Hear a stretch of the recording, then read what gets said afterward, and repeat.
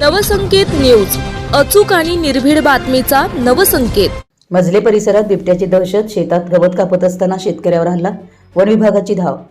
हातकणंगले तालुक्यातील आळते परिसरातील मजले गावात बिबट्याची दहशत निर्माण झाली आहे। आज दुपारी पिराप्पामाळा परिसरातील शेतात गवत कापत असताना रावसाहेब पाटील या शेतकऱ्यावर बिबट्याने पाठीमागून अचानक हल्ला केल्याची घटना घडली आहे। मिळालेल्या प्राथमिक माहितीनुसार रावसाहेब पाटील शेतात गवत कापत असताना दबा धरून बसलेल्या बिबट्याने त्यांच्या पाठीमागून झडप घातली। त्यांनी आरडाओरडा केल्यानंतर शेजारील शेतकरी तातडीने घटनास्थळी धावून आले।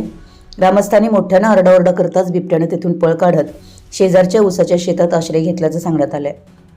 स्थानिकांच्या म्हणण्यानुसार काल रात्रीपासून मजले परिसरात बिबट्याचा वावर दिसून येत असून काही कुत्र्यांवरही हल्ला झाल्याची माहिती समोर आली आहे।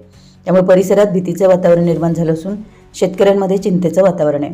घटनेची माहिती मिळताच वनपाल संजय कांबळे, वनरक्षक मंगेश वंजारे यांनी घटनास्थळी धाव घेतली।